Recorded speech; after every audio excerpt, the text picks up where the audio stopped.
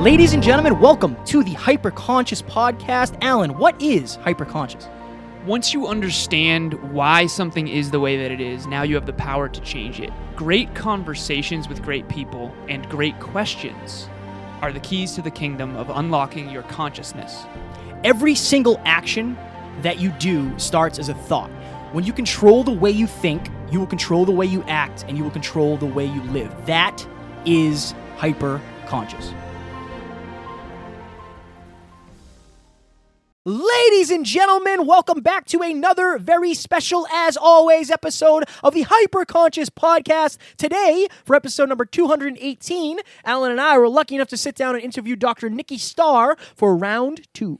Dr. Nikki is the most enlightened cat. So the way she articulates different concepts about relationships, about personal development, about manifesting is truly next level. Do not miss this episode. Dr. Nikki, thank you so much for coming on the show. I learned so much from you every single time. We talked all about masculine and feminine energy, when things are in alignment, relationships. As Alan said, it was a next level episode, and we hope you will enjoy. Talk soon. Bye. Ladies and gentlemen, the Hyperconscious Podcast is proudly sponsored by our friend and mentor, David Meltzer of the Playbook Podcast. He was kind enough to join us on episode 144 and 135. Folks, it has become Kevin and I's mission in life to help you realize that the life of your dreams is right on the other side of you becoming the greatest version of yourself. Let us help you do that. I rarely do these things twice in such a short amount of time, but you guys impress me. I believe in people that provide value and of our service. You two guys are on your way to huge fulfillment, purpose, and profitability, and I look forward to helping you both. We appreciate that more than you know.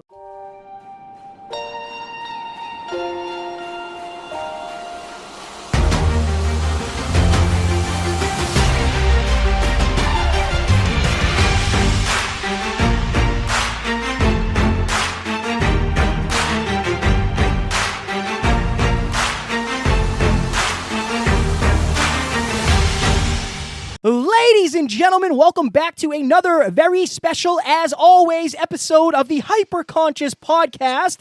Today's guest joined us for episode number 58, which was a hot minute ago. We are sitting down with the one and only Dr. Nikki Starr. She is planning on bringing love to each and every one of you. How are you doing, Dr. Nikki?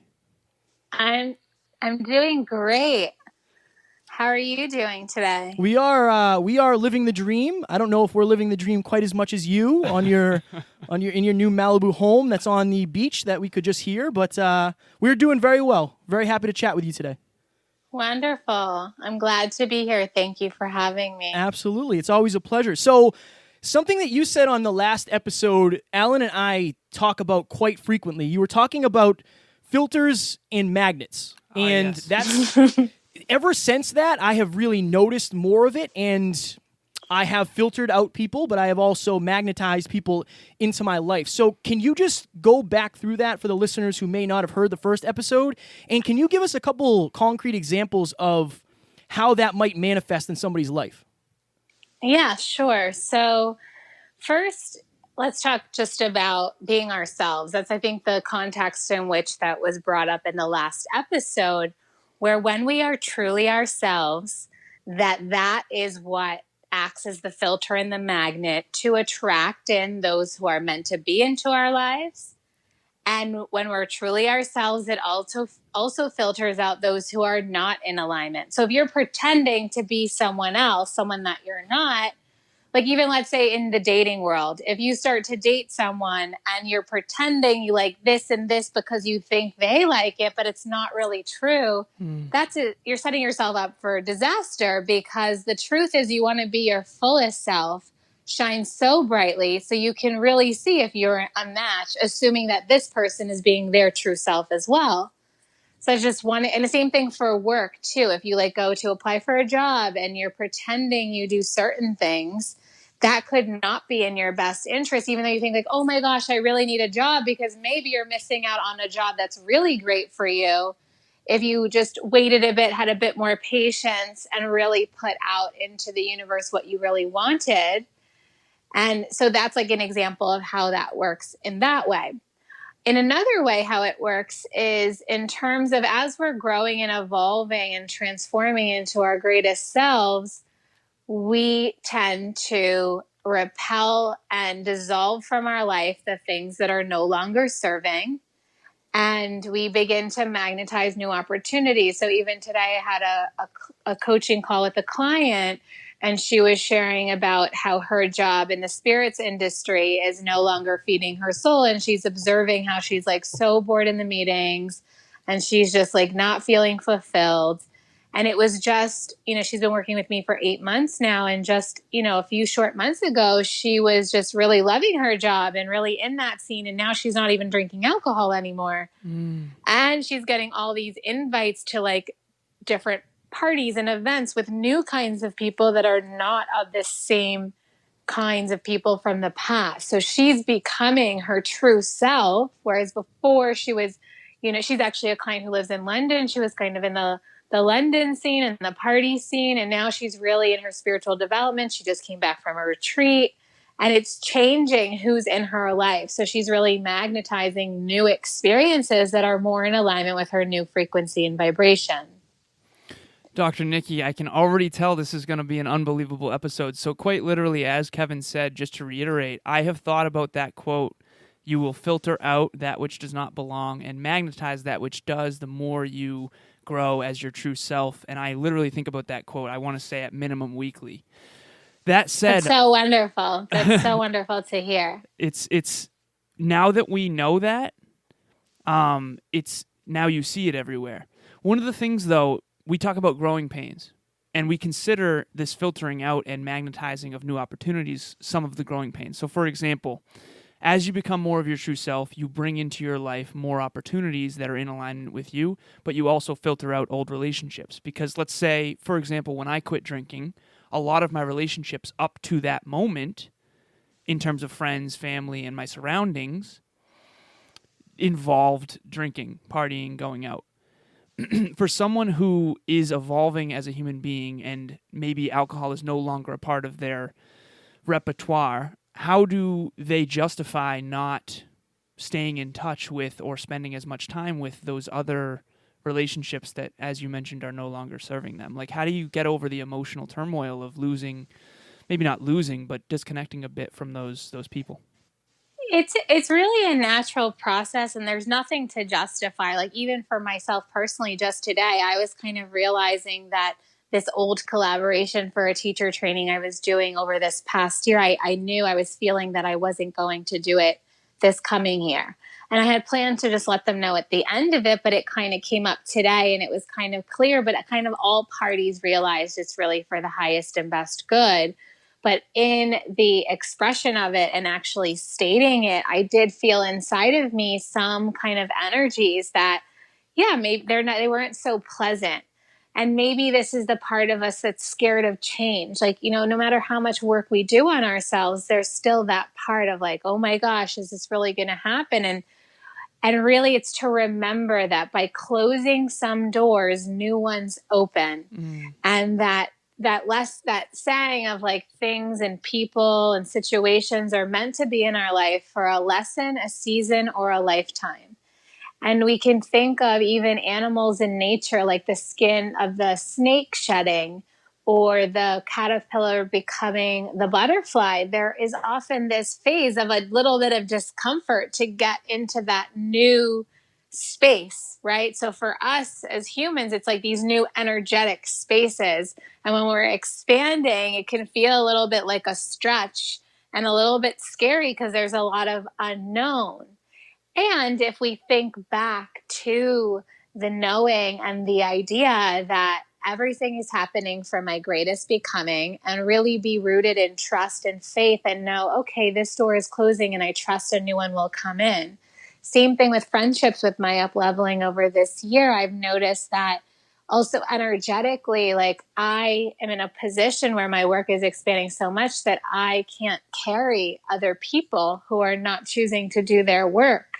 So if our energies are very different, and I'm very much putting a lot of energy and investment and time into my personal development, and then I see someone else isn't, that friendship is not really aligned.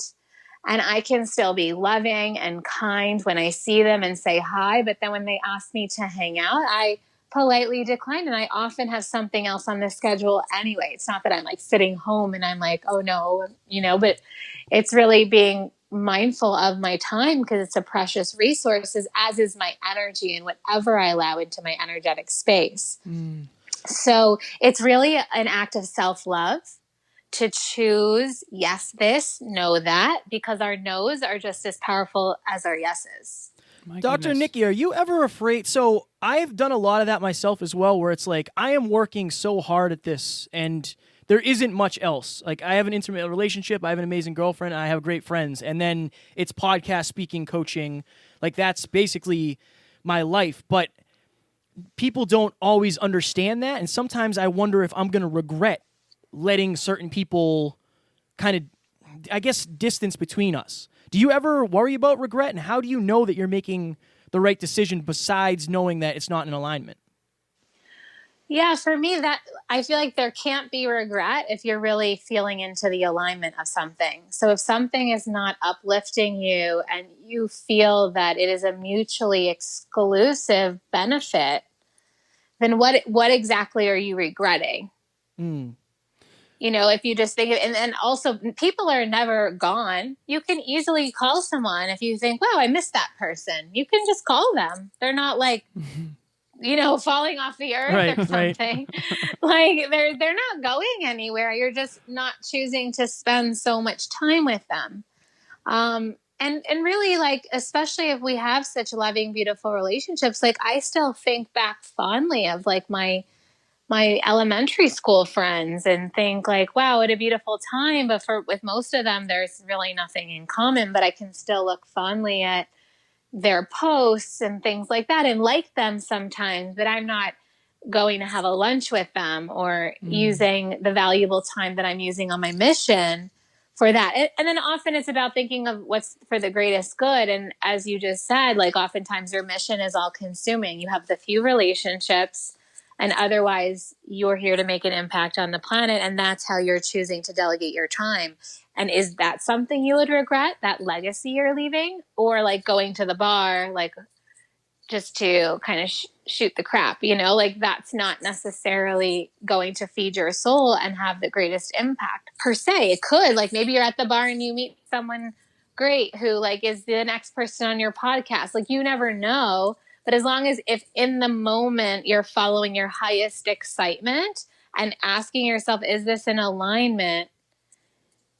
And will this enhance my life, their life? Is this going to be for the highest and best good of all? And you make every choice from that place. There's nothing you could possibly regret.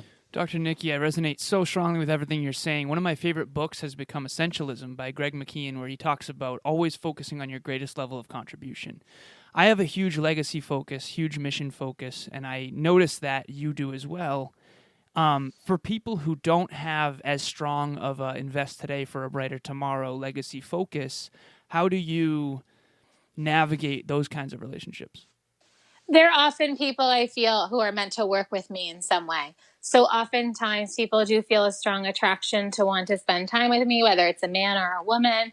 And it's just doing the redirect of, I have this event coming up, and I just kind of send them the information to some of the things that I'm having or some of my programs as a way to say, like, yes, of course, this is a valid desire to be in my presence. And if their point of reference is not like, maybe they've never invested in coaching or they've never gone to a spiritual class or a meditation before or anything like this, it's hard for them to understand why they feel this draw to want to spend time with me. But it's because there's something to learn. So I just redirect them to more of the public events that I have. That is actually very helpful for me. I was going to say the same as well. It's like, I guess I just surround myself now with people who are on a similar mission. And if you're not, it's not that I don't want to spend time with you. I just know that my time is valued elsewhere. Right. So I resonated super highly with that. Can I ask her something quick? Yeah, so sure. You mentioned, I think the phrasing you just said was mutually exclusive beneficial. You said a mutually beneficial. Mutually beneficial, yeah. Oh, can you describe for our listeners and for Kevin and I what you mean by that? Yeah, so actually it's funny. I was already thinking about that. So it's funny that you asked that. Well, it's not funny, right? We're all connected and tapped in, especially on this call right now. Right. So for a perfect example is Tuesday, I had a photo session at my house, and Phil's an amazing photographer. He found me when I was on Utopia, and we have had some incredible shots over the years. And right there and then, it was like we had friendship time, like we shared about each other's lives. And it was a mutually beneficial time for us to spend on Tuesday because, one, I love having beautiful photos for my social media so that I can share the messages I'm going to share. And two, he loves to take photos of muses, and I was being the subject of his art. So right there, but we still made dinner together, and there were still moments of just sharing and enjoying when we weren't taking pictures. Right. But there was like both of our missions were involved in our space of hanging out. Right. So the friendship and the experience was a byproduct of U2's highest level of contribution, U2's mission. Right? Exactly. I feel like some of my best friendships have come about Kevin and I. That's a great example of our friendship is a byproduct of our intention and our mission. Yeah, and we're closer than ever. Right. Than ever, and it's because we know that the better we get along, the better we can change the world. Right. It's unbelievable. It makes it, I think the whole is greater than the sum of the parts, and I think the way you articulate this is just phenomenal, Nikki. You want to... I have an interesting question, Dr. Nikki. I have an interesting question. I have so many interesting questions, but I know that you do workshops on intimacy, and I think when most people think of intimacy, they immediately think of sex, right? What is the definition of intimacy from your perspective, and what are the benefits of it? So from my perspective, it's many layers, and intimacy is the practice of getting to know another person at the deepest level and sharing yourself at the deepest level. So I often have thought about, and I'm in the process, actually, I'm about to put it on my October calendar, the next one that I'm going to have at my Malibu beach house. And I was debating, like, do I call this human connection? Do I change the title so that it doesn't scare the people away? Interesting. Who are thinking this is about sex, or that think, oh, well, I'm not in a relationship, so there's no point for me to go to that. Whereas it's really about deep human connection, intimacy. And the more vulnerable we are, and there's even that play on words of into me I see, we really get to know ourselves through the mirror of the other person. That's why being in relationship, especially a committed monogamous relationship, is a very great way to do spiritual work on ourselves, because you can't really hide when you can. Like, you could be like, I don't want to talk to you, and like run away. But for the most part, like when you're in a relationship day in and day out, your stuff is coming up, your insecurities, your fears, and also the beautiful parts, like the love that you are and the love that you express and share. So for me, like, I love deeply, intimately connecting with people, men, women, and it has nothing to do with sex and everything to do with connection. So that actually leads me to a question that I had written down. Believe it or not, we did not plan this. We do our research separately. We do. I spent enough time with you. Right. I saw an audio clip come through my feed from you not long ago that I found really interesting, where you were talking about how love is really filling, and how instead of that pint of ice cream, you can go get some cuddles. Yeah. Right? So my question for you is, for those of us who may or may not be struggling with a late night ice cream habit, I won't name any names here, can you please elaborate on that concept so we can all use it to make better choices that are in alignment with our brighter future? Sure. So anytime we experience something pleasurable, there is a cascade release of different types of chemicals in the brain and in the body. And this is how we then interpret pleasure.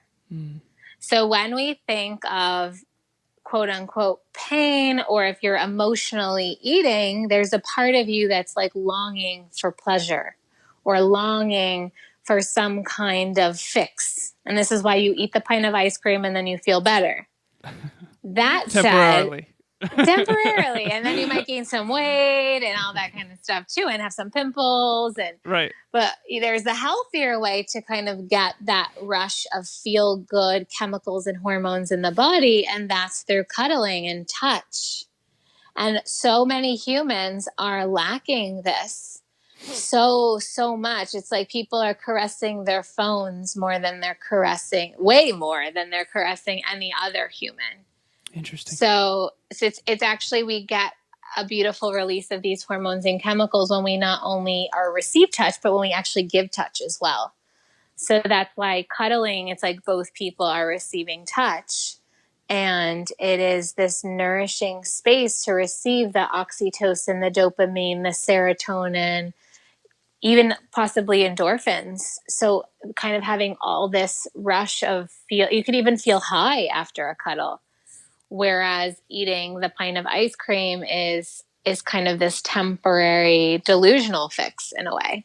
Because really what you're probably longing for is like connection and feeling good in that space. How do you recognize when that's happening so that you can maybe go get a cuddle instead of a pint? And also, correct me if I'm wrong, but I read somewhere that seeing someone else give love or receive love also gives that rush. Yeah, because we have mirror neurons in the brain. Right.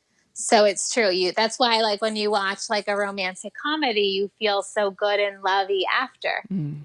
Right? Because you're like seeing the journey of love happen right before your eyes. So yes, it's like if you ever notice two people in love down the street, you're like, oh, wow, wonderful. And it makes you feel really good to see that, assuming that they really are in love and there's like an appropriate, like who decides it's appropriate. But some people are uncomfortable with this. And if they see two people kissing in public, they might get like, oh, get a room. However, usually the more in touch you are with your love essence and your sensuality and sexuality, that you may find that beautiful versus disturbing. Because a lot of times in our culture, it's like, oh, ew, like private or this or that, versus like, or like that's only reserved for marriage, or like certain religions have shared about their theories on sex and connection and appropriate levels of affection. So in terms of just discerning if it's like you're actually wanting the ice cream because it's like a nice summer day out, and you just want to like enjoy a sweet treat, it's like, when are you doing it? Is it like when you're by yourself at home and it's like the middle of the night or 10 p.m. and you're feeling emotionally sad? It's kind of clear, right? Like if you choose to have the ice cream and you're in a happy place of like, oh, let's go get some ice cream, and you're out for a walk or you're somewhere. But if you're like home and you're feeling sad or depleted in some way or longing in some way, and then you eat the ice cream, it's kind of clear what's the motivation and intention underneath eating the ice cream. Right. Filling a void versus enjoying more pleasure of an already pleasurable experience. That is super fascinating. I may or may not have some work to do on my ice cream. I'm going to have some ice cream tonight for sure. Dr. Nikki, something about you that I really admire and I recognize from the very first time that we were able to talk to you is you live so intentionally. And I feel like a lot of people get into relationships by accident and they assume they're going to succeed in relationships by accident. So how do you set intentions, and not even in an intimate relationship, or I mean a couple relationship, what's the word I'm looking for? Romantic relationship. In any relationship that you enter, are you always setting intentions for what you want to give and get? I feel that yes, like at least for romantic, for me, it's super clear. Like I will get to know someone, and unless I feel like until the moment I feel like this person is not in alignment to be a life partner that I can share a life with and have kids with, for me, there's like kind of no point in dating them. So I don't kind of have like these guys that I'll like talk to and message goodnight or whatever. But if I meet someone, I will definitely hang out with them and connect with them to get to know them better, and then continue on until it's clear like this is not in alignment. So for romantic, for me, that's a very intimate space. That's a space that's like goes into energetics. And it's funny, like when there's moments that I've gone beyond my intuition, there are things that have happened to my energetic field that was like, you should have listened. You knew this person wasn't in alignment. So I've like learned over the years how important, especially the sex space is, to be really clear and intentional with that, especially if you're someone that does a lot of energy work and a lot of meditation, because when you have sex with someone, that's a big energy exchange. So you're taking on their stuff. So you want to think like, does this person have the energy and frequency that like I want to embody?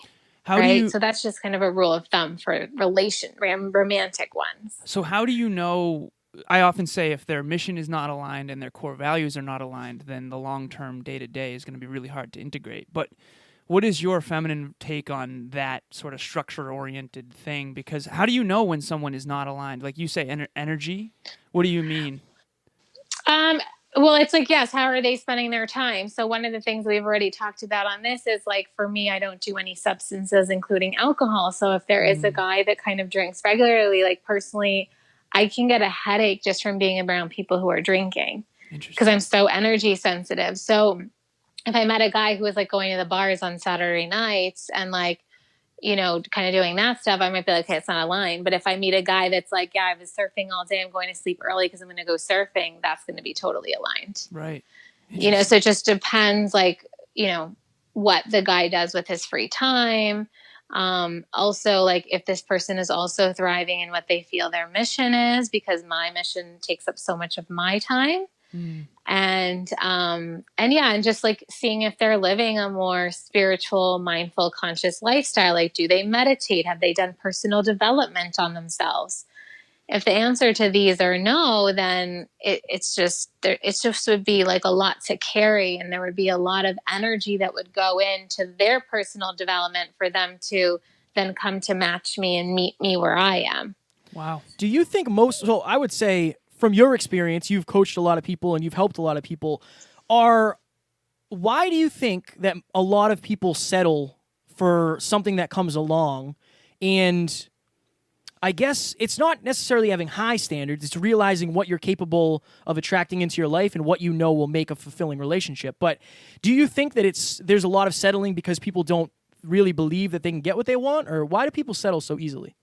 Yeah, it does come from that place, at least like with clients I've worked with, and we've talked about it. And because a lot of times if people are in relationships that are not in a line, they end up breaking up, or, you know, if they're dating someone, it clears out, or it's like by them getting super clear in what they want and who they are and what their ideal life is, then the right person comes along within that time frame. So it's been really interesting to see how that works. Like we talked about getting in alignment and then everything else falls away and then you become a magnet for what's true for you. So what I've observed is it is about getting really clear about like, what is it? Like, how do you want to spend your time? And knowing that there are plenty of fish in the sea and you don't even have to be on a dating app. Like the synchronicity of the universe comes to you based on your energy and what you're thinking and what you're putting out. So if you continue to do the stuff you love, you find the people you love. And there is sometimes this fear around, like with women and childbearing age, but I have a friend who's like 40 and pregnant right now with her first child. So that is totally irrelevant. If you're meant to have children, you're going to have them, and trust that when you do, it's in divine time. So, you know, of course, and it's the pressure of family and this idea of by this age, you're supposed to get married, and this age you're supposed to have kids, especially if like you're younger. Like, you know, a lot of times I've heard from clients that, and even my family is like that too. Like my sister just had her second baby. And oftentimes the first question out of my grandparents' mouth is, oh, have you met anyone? You know, right. And they're not seeing that, like, you know, it's funny, like Sunday was my sister's, she had a party in New York, like not a party, but like a gathering for everyone to come see the baby. And I was having my housewarming party. And, you know, I was like giving birth to a new women's program this month, and she gave birth to a baby.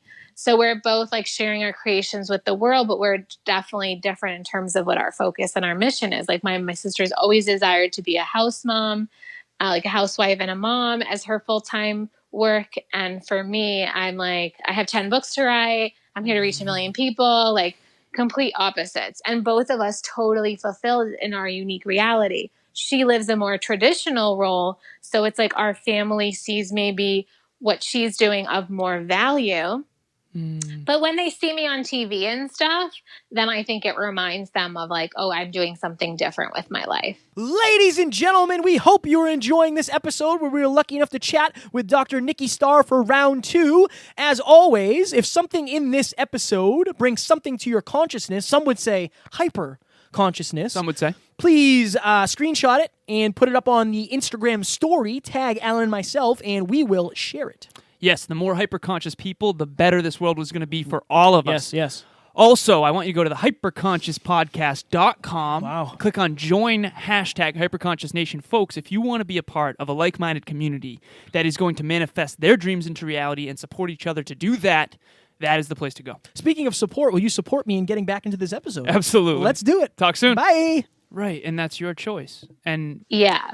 like that's so everything. So I was at a speech recently. Kevin and I both were, and one of the young women at that speech basically asked me about, kind of in a weird way, why I've struggled in intimate relationships. And one of the reasons was I said it's really difficult for me to personally balance my ambition with my intimate relationship.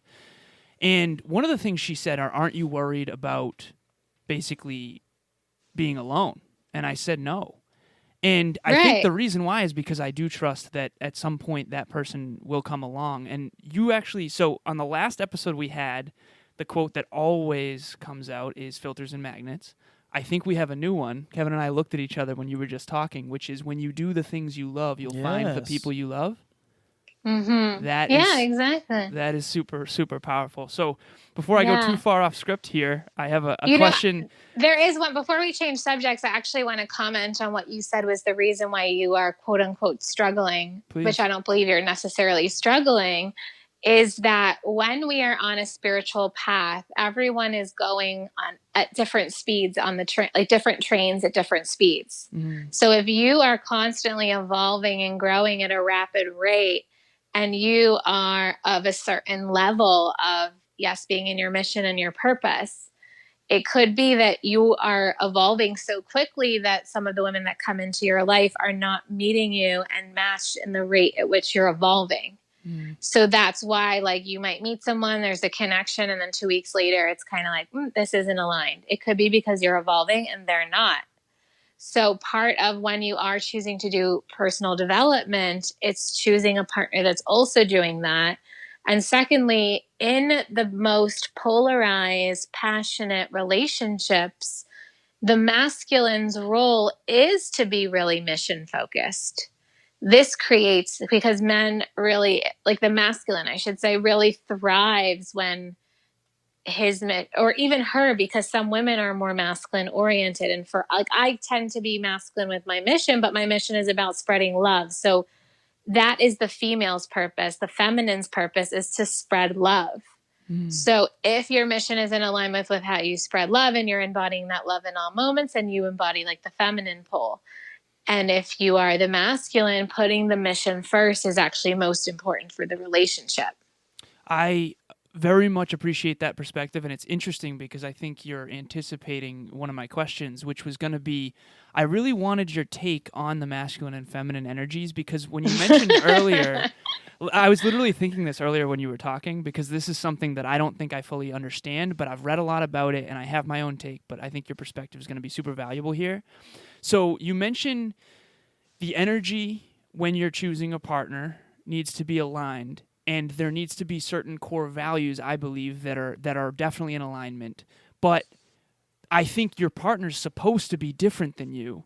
And I think the quality of the relationship is going to be predicated on how much you appreciate the difference. Can you please, for our listeners and for me and Kevin, explain from your perspective the masculine and feminine poles and how you know when it's a good difference versus an incompatible one?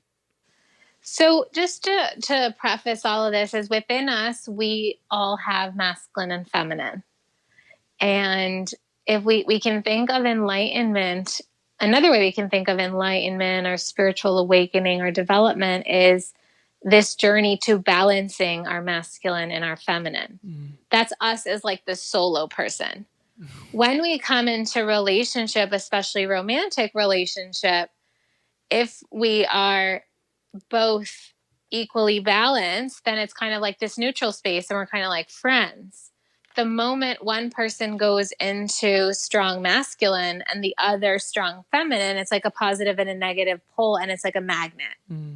So this is where attraction happens. So if you think of like two masculine beings, if like we both wanted to be bossy and we both wanted to decide, like we can think of like the masculine as the one who makes the plans, as the one who decides and chooses.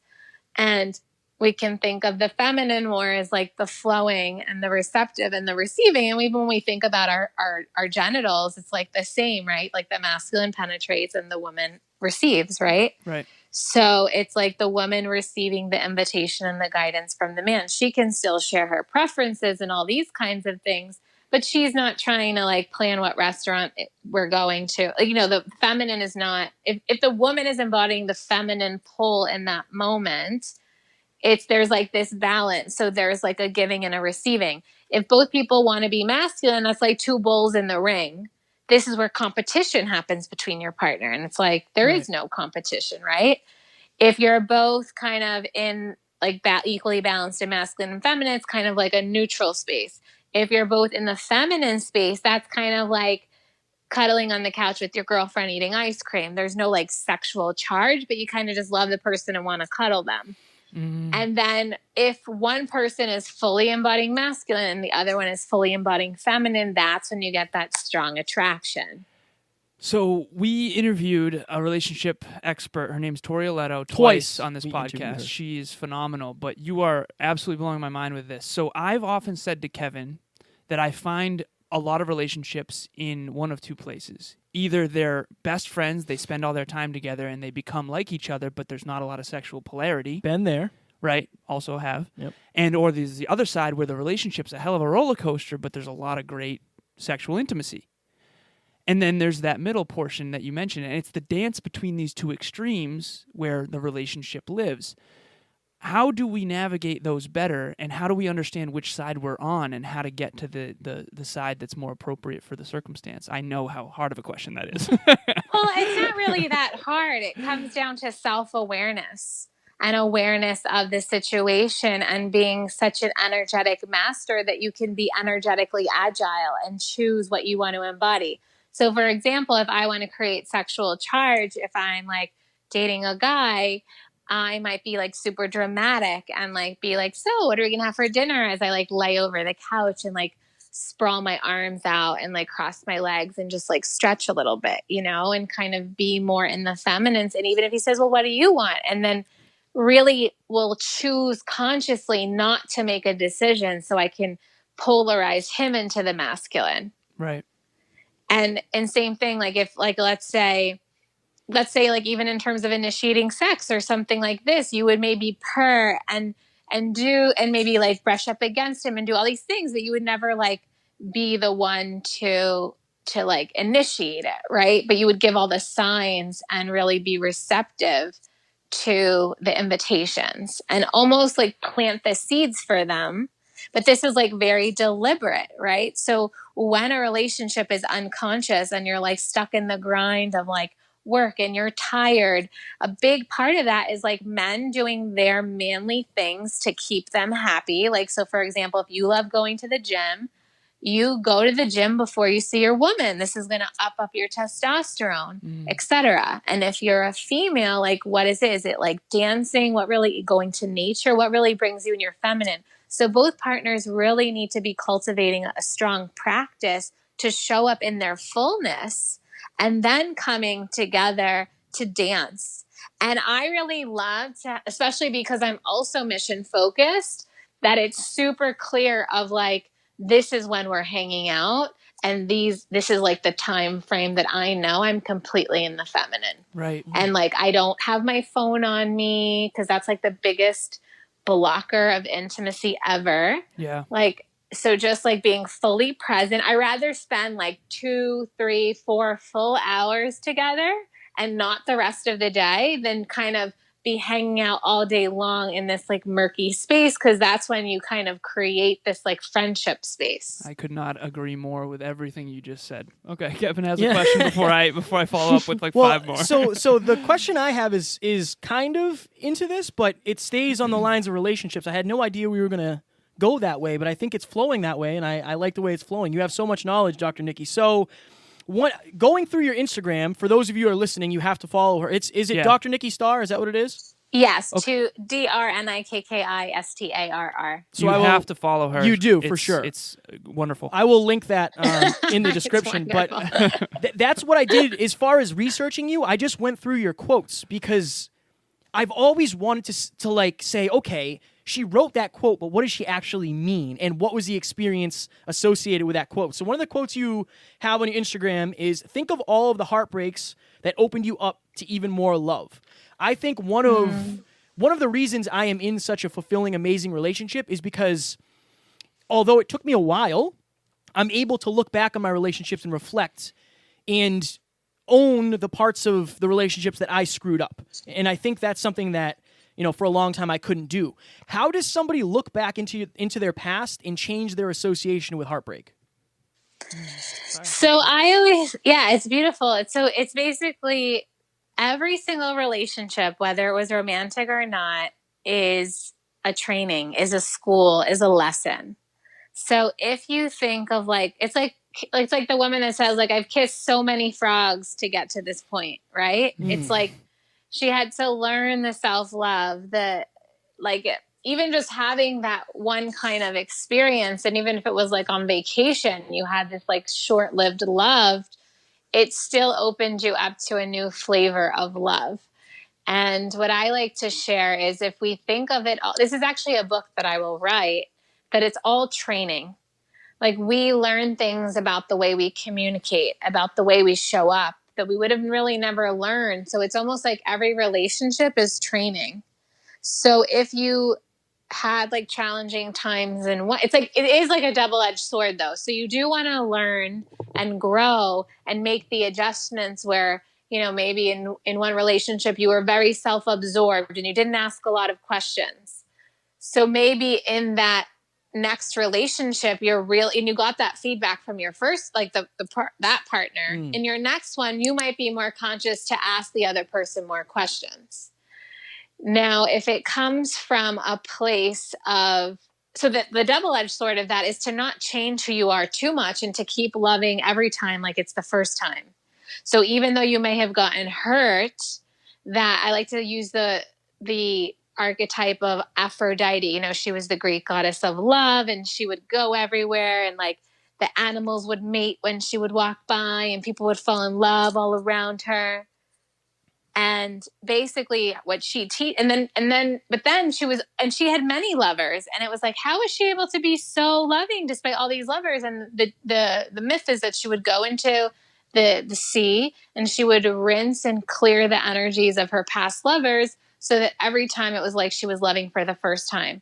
So there's this balance of like having such an open heart and choosing to be vulnerable and intimate and love in your flavor, and not like do things that you didn't really like to do, but you did because your last partner said that that's what they liked, and still receiving the feedback of like, oh, okay, this thing is valid for me to adjust because it creates more connection. So how do you, like, for me, I know the relationship I'm in is fulfilling because I am in such alignment with my girlfriend. She has a very similar mission to me, maybe not on the same scale, but she is in the same boat when it comes to helping other people. How do you know how to recognize how successful your relationship is? And obviously I know that, that depends on your goal and what you're looking for in the relationship, but it almost seems like a lot of people just get so, I guess, numb to the fact that their relationship feels normal that they forgot what it felt like to be fulfilled in the first place. So how do you know? Like, what is a way that you can check in to figure out if you're actually as happy as you think you are? I know that's deep. Well, I think that I feel like you're touching upon a few things. I think there's a difference between like attraction and like, kind of having this chemistry so I like to say that there's kind of like three connections that could say that someone is like your soul partner, like a soulmate partner that you could like create a life together with. And it's sexual, heart, and mental connection. So mental connection is you guys have like the same intellectual level that you could go, like you're both of the equal intelligence, so that if one person is smarter than the other, it might not be that fulfilling. And you could find yourself getting bored and eventually run out of things to talk about. So this is like that kind of person that you would talk to for hours and hours and never run out of things to say, because you find a bajillion topics because your brains work in the same way. You could have different logics and different ideas about things, but overall there is this there is a match for the intellectual capacity. The second is the heart connection. Like, you genuinely love this person, like, just like you love their soul. And that's like that person, if you just had a heart connection, it could be that person that you like love so much and you like wish you were sexually attracted to them. But you like love them so much and the hugs are so great, but you feel no sexual attraction to them. But this kind of like, I love your soul, you're a beautiful person, I admire you, I respect you. And then that third level is the sexual, which you could only have the sexual. Like, if you see a hot chick or a hot guy and or even if they're not that hot, but there's just such chemistry, but then you talk to them and they're like a dud in your opinion. Like, you're just like, okay, we don't really even understand each other when we communicate, but there's such a strong sexual energy. Or there could be a super strong sexual energy, but you could see how your lives are totally not aligned. Like, maybe one's like a party person and one's like meditating like a monk all the time, you know? So you don't like, so these are the three centers. I feel like if you have those three down, that's like not a common thing to find. Right.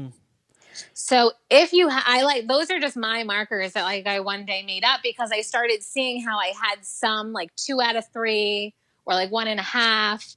And I was just like, oh, okay. And so this will be like definitely in one of my books that I'm creating. And because I feel like that helps to see like, okay, this is an alignment. This is a match, because having all three can be hard to come by. Yeah. So, first of all, I think that framework is unbelievable. I love formulas, and I love the 1 out of 3, 2 out of 3, 3 out of 3. So, for someone who was 3 out of 3, but maybe one person grew and the other person didn't, or vice versa, and now it's suddenly 2 out of 3 or 1 out of 3, what does that person do? Well, if it has to do with the sexual polarity going down, that's just a matter of being mindful of how you're behaving around each other. And each of you assuming the roles. So if you're like a woman, you go back into the feminine role. And if you're a man, if that's how you're choosing in your relationship, sometimes, and also in more like evolved relationships, especially where the woman can embody a lot of masculine energy, sometimes there is like a reversal of roles, but it kind of is clear who's becoming who, because you're both kind of schooled in this art. It is an art. You know, that sexual polarity is an art to maintain. And it is like doing those little things of like, if you're looking hot, even though you've been dating your partner forever, you send them that like hot, like that sexy selfie of yourself. It is like a practice to like keep up. Right. And if you're like a man, you still like go buy her roses for no reason. And you'll still like plan a nice dinner just because like it's keeping that like it's the first time alive. Right. And if it is it's going down the 1 out of 2, the 2 out of 3, compared to when it was 3 out of 3, you want to look at like, is the person doing their personal development work? Are they staying on top of their personal practices? You know, like, are they meditating? Are they taking care of themselves? Are they getting the body work? All the different things they need to feel their best, because sometimes that can happen when one person is not in their highest self, like they're not embodying their best self. My goodness. This the most is hyper-conscious. Yeah, this is when Alan said, "Hey, do you want me to reach out to Dr. Nikki for round 2?" I was like, "Yeah, absolutely." And then, go ahead. I was just going to say, so we're coming up on the end of it here. We got like 7 minutes. I want to make sure that you can tell the listeners and the viewers about all the new programs you have and whatever is coming out, that they can find more out about you. I don't know if that's a sentence, but I tried. Yeah, so my website is Dr. Nikki Starr, DrNikkiStarr.com. Like I said, my Instagram is at Dr. Nikki Starr. And I would say my Instagram has the most up-to-date stuff, even stuff that's not on my website. And I'm often sharing, I created a 9 meditation album that's healing meditations from grounding to cleansing. That's like wherever you are in the world, if you kind of want to receive the healing vibes, Rise to Your Next Level. I highly recommend that meditation album. We'll leave that link in the comment section.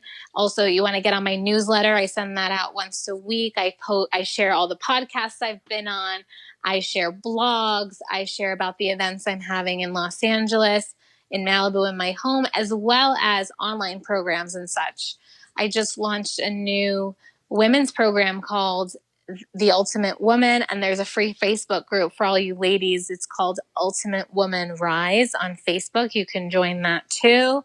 I have a bunch of different meditation products that are launching. So if you want to stay up to date, I recommend my newsletter and Instagram for sure. And you can always, and if you are interested in coaching and diving a little bit deeper with me, you can also email me at Nikki Starr at drnikkistarr.com. My goodness. You have a lot of things coming out. You're really, really Prolific. Yeah, you're hammering it. You're hammering it. I love that word, prolific. I thought you might like that. Kevin says hammering it. I say prolific. Dr. Nikki, I'm pretty eloquent with my words. So Alan wanted to ask another question before we let you go, and go ahead, Alan. I guess I'll just sit here with my foot in my mouth. No worries. Thank you, brother. So I've been wanting to ask this question the whole time, but real quick before, for the listeners, when you are prospecting for a guest to come on your show, you don't want to lead with happy birthday when it was actually a housewarming cake that you saw. Cakes are cakes. I hadn't talked to Dr. Nikki in like almost a year, and I said happy birthday because I saw in passing on Instagram her in front of a cake. So do better research than I did. All right, so here's the question that I wanted to ask you. So I read a quote recently on one of your posts. I think it might have been the housewarming post, actually, which is probably why I said that in hindsight. The process of manifesting is a dancing of doing and being, a dancing of giving and receiving, and a dancing of taking the wheel and surrendering. For the listeners and for Kevin and myself, can you please articulate what manifesting is from your perspective and how to effectively dance between these seemingly opposing ideas? Beautiful question. So for me, manifesting is realizing the desires of your heart. And we all have this capacity as humans, and some use this potential and some don't. And the ones who don't are often the ones who think that life is happening to them versus them creating life.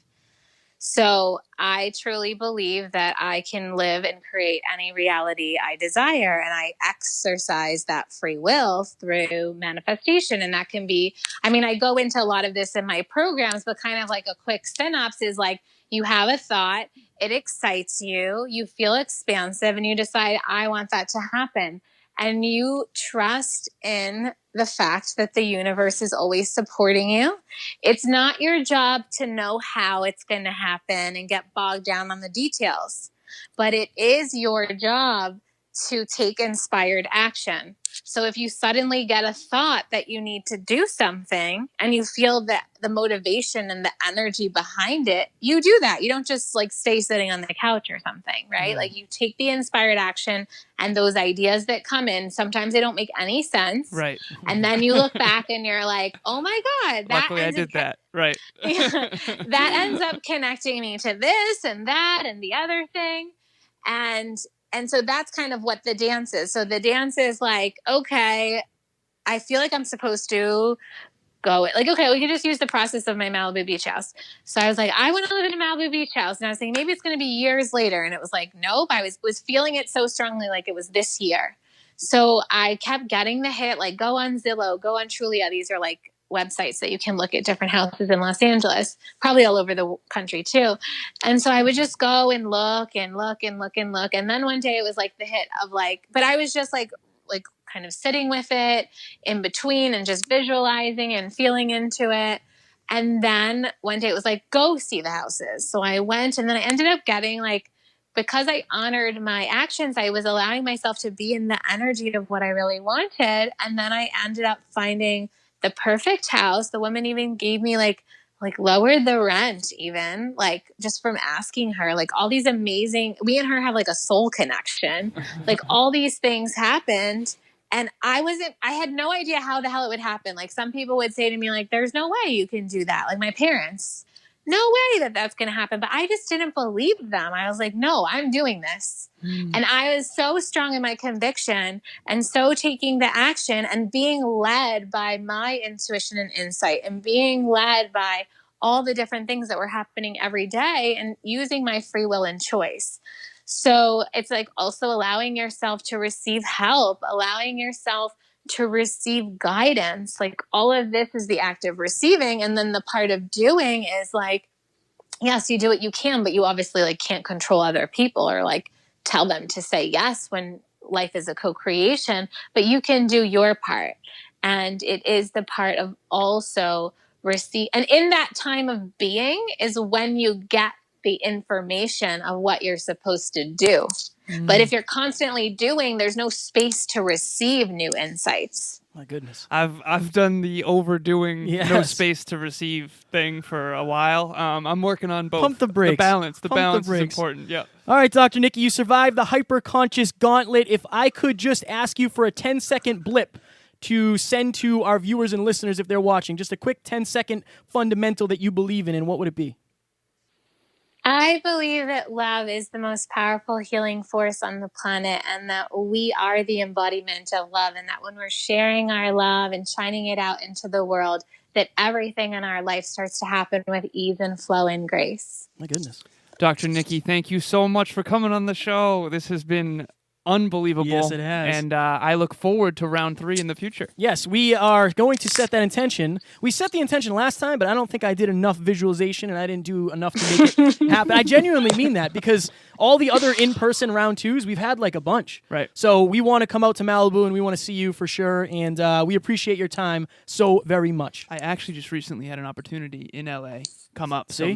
maybe things will happen. There we go. So, if we take action. Exactly. So thank you so much, Dr. Nikki. Thank you. We will chat with you soon, ladies and gentlemen. That was Dr. Nikki Starr. Talk soon. Ladies and gentlemen, we hope you enjoyed that episode where Alan and I were lucky enough to sit down with Dr. Nikki Starr for round 2. Up next, we have a 5-minute clinic on how to make the correct decision. Recently, Kevin and I gave a speech at the Movement Family. Thank you again, Michael Gorman, Yes. for having us. But there was a young lady at that event that basically asked me to kick her off the fence, for lack of better phrasing, regarding a decision to chase her dreams and start a business versus stay with her existing career. So Kevin and I are going to talk about how to make the right decision. We have talked many times about regret and reverse engineering regret, and one of the best ways to do that is to make the right decision in the right moment, and we hope you will enjoy. Talk soon. Bye.